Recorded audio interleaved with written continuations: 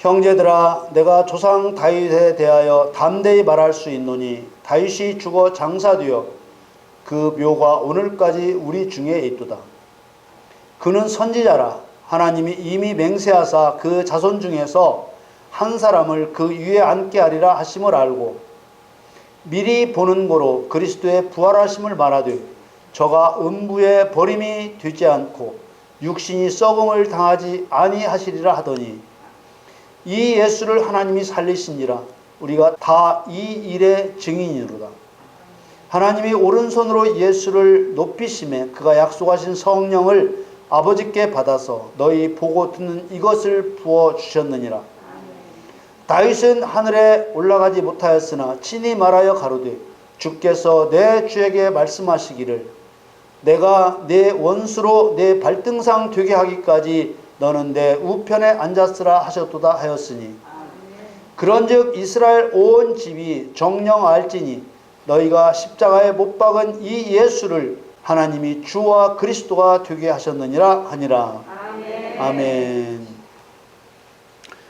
사랑하는 성도 여러분, 세상에는 예수 그리스도의 부활을 꼭 보아야 할 관객이 있습니다. 구경꾼을 관객이라고 하지만 그 관객들은 단순한 구경꾼이 아니고 하나님이 창조하신 피조물들입니다. 예수님의 부활을 들은 관객은 그들이 나타내는 반응을 따라 크게 세 부류로 나누어집니다. 첫째는 두려워 벌벌 떠는 자들이 있습니다. 둘째는 기쁨을 감출 수 없는 자들이 있습니다.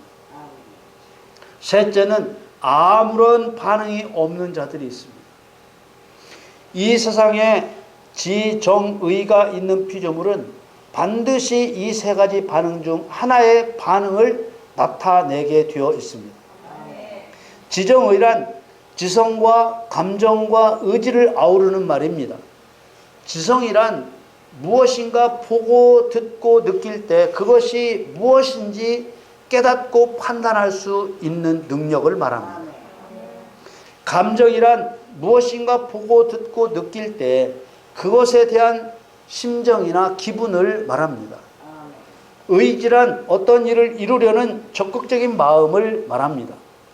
하나님이 만드신 피조물 중에서 이렇게 깨닫고 판단하고 감정이 있고 어떤 일을 이루려는 능력을 주신 피조물은 사람과 천사와 사단입니다. 그렇다면 이런 피조물들이 예수님의 부활을 듣고 어떤 반응을 나타낼까요? 많은 사람들이 예수님의 부활을 부활의 첫 열매다, 또 그리스도인들의 산 소망이다, 그래서 부활을 믿어야 한다고 말합니다.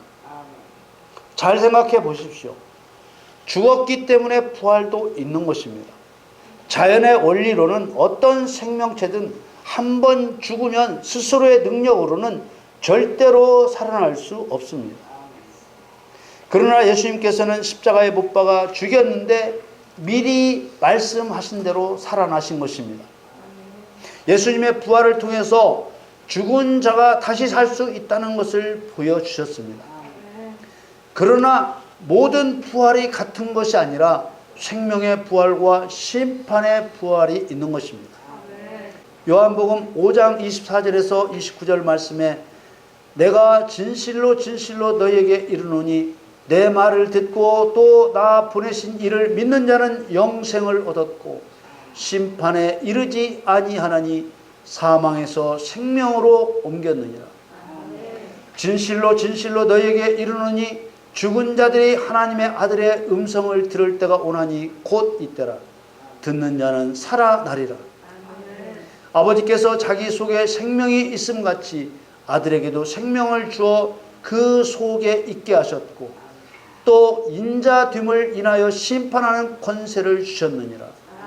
이를 기히 여기지 말라. 무덤 속에 있는 자가 다 그의 음성을 들을 때가 오나니 선한 일을 행한 자는 생명의 부활로 악한 일을 행한 자는 심판의 부활로 나오리라. 생명의 부활은 영생을 얻어 천국을 유업으로 받게 하기 위해 다시 살리는 것이고 심판의 부활은 영원한 형벌을 받아 지옥에 들어가게 하기 위해 다시 살리는 것을 말하는 것입니다. 그렇다면 예수님이 자신의 부활을 미리 보여주시고 부활의 사실을 듣게 하시는 이유가 무엇이겠습니까? 바로 사람들이 살아가는 동안 선한 일을 행하는 자가 되어야 한다는 것을 알려주기 위한 것입니다. 그렇게 사람은 반드시 선한 일을 행하는 자이든지 악한 일을 행하는 자이든지 둘 중 하나가 될 것입니다. 앞에서 설명한 대로 지식과 감정과 의지를 가진 사람과 천사 사단은 예수님의 부활을 듣고 어떤 반응을 나타냈을까요? 예수님을 십자가에 못 박아 죽이도록 배후에서 사람을 조종한 사단과 조종당한 사람들은 두려워 떨 것입니다. 그러나 그리스도를 믿고 사랑하는 성도들은 예수님의 부활을 듣고 큰 기쁨과 함께 소망을 가지게 될 것입니다. 부활을 믿는 성도는 죽음을 두려워하지 않게 될 것입니다. 죽음을 두려워하지 않으면 어떤 것으로도 그 사람을 두렵게 할 수 없습니다. 예수 그리스도의 부활과 성도의 부활에 대한 약속은 성도가 어떤 두려움도 없이 생명의 부활로 가는 선한 일을 행하게 할 것입니다. 성도가 세상의 염려와 근심, 걱정, 두려움을 갖게 되면 결코 성경이 말씀하고 있는 선한 일을 행할 수 없습니다. 히브리서에 나오는 믿음의 본을 보여주었던 사람들은 부활의 약속을 믿고 자기 육체의 생명을 죽이는 자들을 결코 두려워하지 않았습니다. 마태복음 10장 28절 말씀에 몸은 죽여도 영혼은 능히 죽이지 못하는 자들을 두려워하지 말고 오직 몸과 영혼을 능히 지옥에 멸하시는 자를 두려워하라. 성경이 말씀하는 선악의 기준은 피조물이 하나님을 어떻게 대하는가의 문제입니다. 왜냐하면 그리스도를 믿지 않는 한 세상에서 말하는 선한 일만으로는 결코 영생을 얻을 수 없기 때문입니다. 예수 그리스도를 진실하게 믿게 되면 예수님의 명령과 가르침을 따라 세상 사람들에게 선을 베푸는 삶을 살아가게 되는 것입니다. 그러므로 선을 행한다는 것은 성경에 나오는 하나님이 정하신 방법을 따라 하나님을 두려워하며 공경하고 하나님의 말씀에 귀를 기울여 하나님이 원하신 것을 순종하여 행하는 것을 말합니다. 성경은 하나님을 멸시하여 반역한 사단 마귀를 악한 자라고 부르고 있습니다. 마태복음 13장에 나오는 예수님의 곡식과 가라지 비유에서 악한 자 마귀가 하는 행동을 보면 사단 마귀를 왜 악한 자라고 하는지 넉넉히 짐작할 수 있습니다. 마태복음 13장 38절에서 40절 말씀에 밭은 세상이요 좋은 씨는 천국의 아들들이요 가라지는 악한 자의 아들들이요 가라지를 심은 원수는 마귀요 추수때는 세상 끝이요 추수꾼은 천사들이니 그런즉 가라지를 거두어 불에 사르는 것 같이 세상 끝에도 그러하리라. 이 비유에 깔려있는 마귀의 태도와 생각이 어떻다고 느껴지십니까? 예수 그리스도께서 세상에 천국의 아들들인 좋은 씨를 심으셨습니다. 그런데 사람들이 잘 때 원수인 마귀가 와서 곡식 가운데 가라지를 덧뿌리고 갔다고 했습니다. 마귀가 한 행동은 누구를 멸시한 것입니까? 바로 하나님이신 예수 그리스도를 멸시한 것입니다. 예수님께서 이런 마귀를 악한 자라고 하신 것입니다.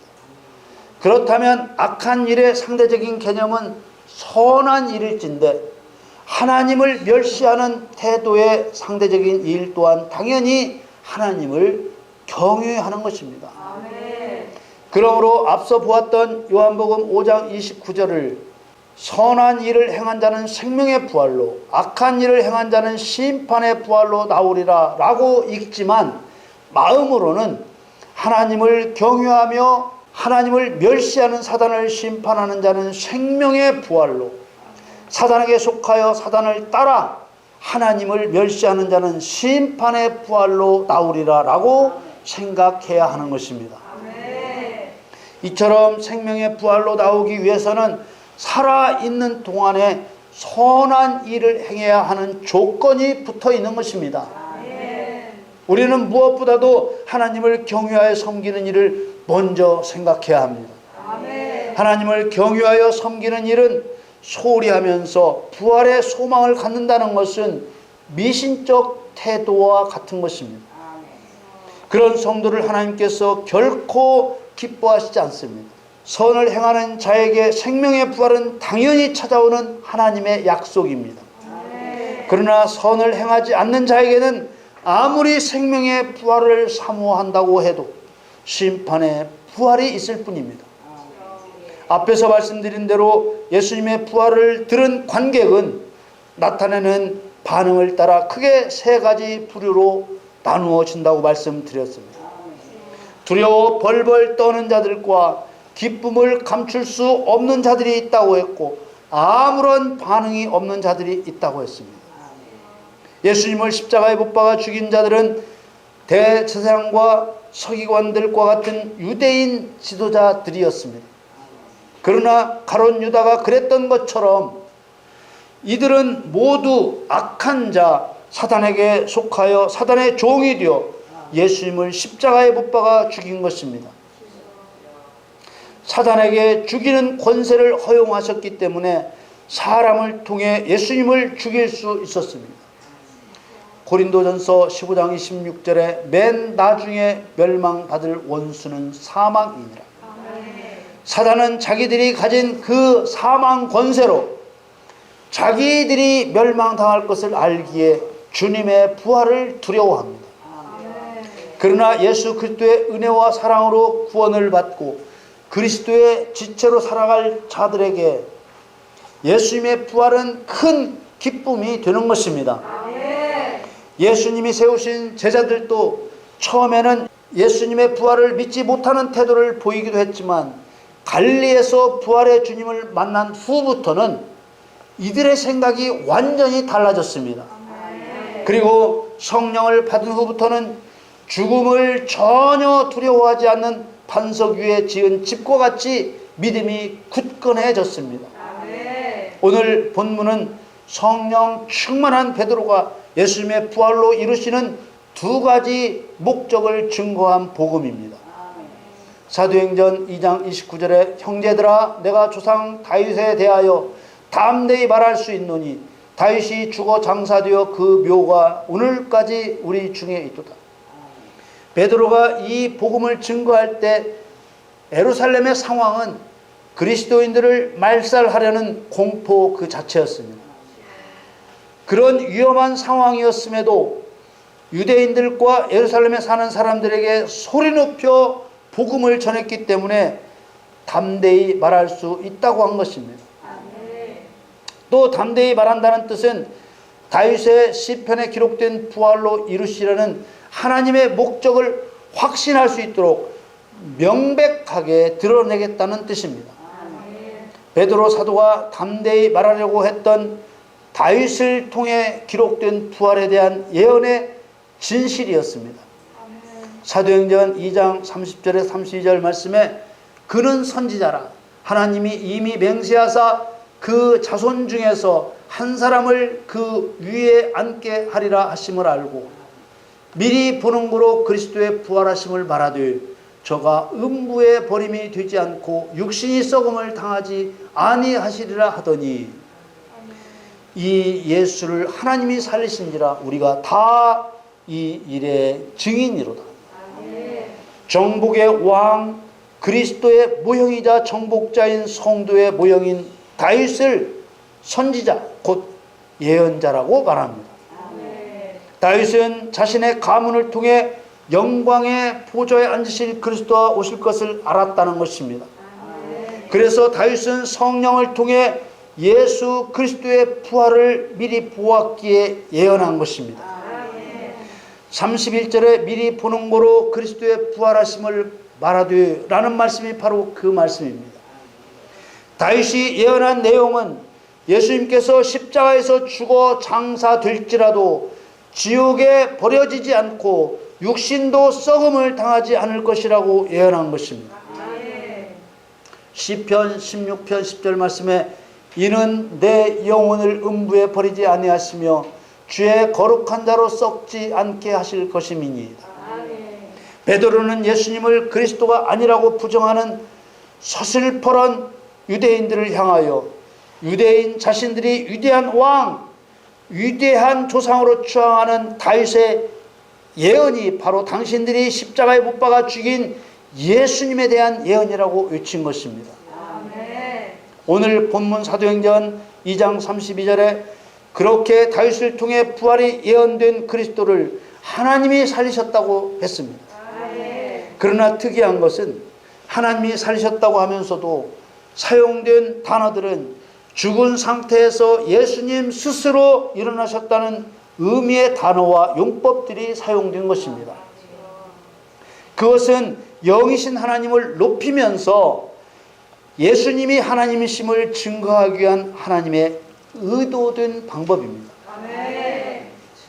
그러면서 베드로는 자신들이 바로 예수님 부활의 증인이라고 한 것입니다. 증인은 증거를 가지고 있어야 합니다. 증거가 없으면 증인이 아닙니다. 베드로는 다윗의 시대에 살지 않았더라도 다윗의 예언과 그리스도의 부활이 일치한다는 것을 알았습니다. 그것은 시간과 공간을 초월하 역사하시는 성령의 역사로 알게 된 것이기 때문에 꼭 그 시점에 눈으로 보지 않더라도 하나님의 행하신 일을 알게 되는 것입니다. 요한일서 1장 1절 말씀에 태초부터 있는 생명의 말씀에 관하여는 우리가 들은 바요 눈으로 본 바요 주목하고 우리 손으로 만진 바라. 이렇게 말씀하심으로써 그러한 사실을 확증해 주고 있습니다. 성도가 말씀을 믿고 행하면 시공을 초월하여 말씀의 영적 의미대로 경험하여 알게 하시는 것입니다. 빌립보서 4장 9절 말씀에 너희는 내게 배우고 받고 듣고 본 바를 행하라. 그리하면 평강의 하나님이 너희와 함께 계시리라. 우리도 예수 그리스도의 십자가의 죽으심과 부활을 성경대로 믿고 증거하는 증인이 되어야 합니다. 우리도 그리스도의 증인이 되도록 성령을 부어주셨기 때문입니다. 사도행전 2장 33절에 하나님이 오른손으로 예수를 높이심에 그가 약속하신 성령을 아버지께 받아서 너희 보고 듣는 이것을 부어주셨느니라. 성령이 임하시면 너희 보고 듣는 이것이라 말씀하신 부활에 대한 예언과 부활에 대한 사실을 확신적으로 깨달아 알게 하시는 것입니다. 사도행전 2장 10절 말씀에 하나님이 가라사대 내가 내 영으로 모든 육체에 부어주리니 너희의 자녀들은 예언할 것이요 너희의 젊은이들은 환상을 보고 너희의 늙은이들은 꿈을 꾸리라. 이렇게 성령의 능력은 하나님이 허락하시는 영적인 세계를 알게 합니다. 이제 성령으로 말미암아 베드로와 성도들은 죽음을 두려워하지 않는 부활 신앙을 갖게 된 것입니다. 다시 오늘 본문으로 돌아가서 사도행전 2장 34절에 36절에 다윗은 하늘에 올라가지 못하였으나 친히 말하여 가로되 주께서 내 주에게 말씀하시기를 내가 내 원수로 내 발등상 되게 하기까지 너는 내 우편에 앉았으라 하셨다 하였으니 그런즉 이스라엘 온 집이 정녕 알지니 너희가 십자가에 못 박은 이 예수를 하나님이 주와 그리스도가 되게 하셨느니라 하니라. 34절에 베드로가 말하기를 다윗은 하늘에 올라가지 못하였으나 그랬습니다. 이 말은 다윗이 천국에 가지 못했다는 말이 아니고 예언할 당시에 다윗이 하늘에 올라가 본 것은 아니지만 이라는 말입니다. 다윗은 살아있을 때 하늘에 올라가서 본 것은 아니지만 성령의 역사로 하나님께서 그리스도께 말씀하신 것이 알아진 것입니다. 다윗이 알게 되었다는 내용이 바로 시편 110편의 예언을 인용하여 말한 오늘 본문 35절 말씀입니다. 시편 110편 1절 말씀에 여호와께서 내 주에게 말씀하시기를 내가 네 원수로 네 발등상 되게 하기까지 너는 내 우편에 앉았으라 하셨도다. 이 시편 말씀과 오늘 본문 35절 말씀은 예수 그리스도의 부활에 이어 하나님께서 원하시는 일이 무엇인지 그 목적을 분명하게 증거하고 있는 것입니다. 하나님께서 말씀하시기를 그리스도의 원수를 그리스도의 발에 짓밟히게 할 때까지 하나님 우편에 앉으라 하셨다고 하셨습니다. 여기에서 그리스도의 부활로 이루시려고 하시는 두 가지 목적을 볼 수 있습니다. 하나는 원수 사단을 심판하여 그리스도의 발밑으로 던져 의를 행하는 성도를 세우시는 목적입니다. 그리스도께서는 사단에 대한 심판을 성도에게 맡기시고 성령께서는 성도의 일을 가르치시고 돕는 것입니다. 그래서 다른 성경에서는 네 원수를 네 발 아래 둘 때까지라고 하셨습니다. 마가복음 12장 36절 말씀에 다윗이 성령에 감동하여 친히 말하되 주께서 내 주께 이르시되 내가 네 원수를 발 아래 둘 때까지 내 우편에 앉았으라 하셨도다 하였느니라. 하나님께서는 성도를 통하여 하나님을 멸시하고 반역한 원수, 사람을 미혹하여 영적 사망에 이르게 한 사람의 원수, 그리스도를 십자가에 못 박게 한 그리스도의 원수를 성도를 통하여 심판하시려는 것입니다. 히브리서에서는 더 구체적으로 말씀하셨습니다. 히브리서 10장 12절에서 14절 말씀에 오직 그리스도는 죄를 위하여 한 영원한 제사를 드리시고 하나님 우편에 앉으사 그 후에 자기 원수들로 자기 발등상이 되게 하실 때까지 기다리시나니 저가 한 제물로 거룩하게 된 자들을 영원히 온전케 하셨느니라. 우리는 막연하게 예수님이 부활의 첫 열매가 되셨으니 우리도 생명의 부활로 나오게 될 것이라는 생각만 가져서는 안 됩니다. 왜냐하면 성령의 능력으로 원수 사단을 심판하여 하나님 보좌 우편에서 기다리시는 그리스도의 발에 밟히게 하지 않는다면 열매 없는 가지가 되어 잘려지고 쭉정이가 되어 버림받게 될 것이기 때문입니다. 그리스도께서 하나님 보좌 우편에 계신다는 말은 단순한 오른쪽을 의미하는 것이 아닙니다. 오른쪽은 올바름 곧 의를 나타내고 왼쪽은 올바르지 않음 곧 불의를 나타내는 것입니다. 전도서 10장 2절 말씀에 지혜자의 마음은 오른편에 있고 우매자의 마음은 왼편에 있느니라. 또 오른편은 의와 관련되어 위엄과 권능과 영광과 명예의 자리를 의미하는 것입니다. 사랑하는 성도 여러분, 예수 그리스도의 부활은 마귀의 가장 강력한 권능인 사망을 깨뜨리신 확실한 증거입니다. 이는 우리가 그리스도의 부활을 믿고 우리의 부활을 확신할 때 아무것도 두려워하지 않고 사망의 권능을 가진 사단을 심판할 수 있는 부활 신앙을 가지게 된다는 것을 확인시켜 주는 것입니다. 여러분, 예수님의 부활로 이루시려는 두 가지 목적은 우리를 의를 행하는 의인 되게 하셔서 속이고 도적질하고 죽이고 멸망시키는 사단을 철저하게 심판하시는 것입니다. 여러분 모두 그리스도의 부활을 기념하면서 그리스도의 부활을 찬미하며 아무것도 우리를 두렵게 할 수 없는 부활신앙으로 의를 행하게 되기를 예수님의 이름으로 축원합니다.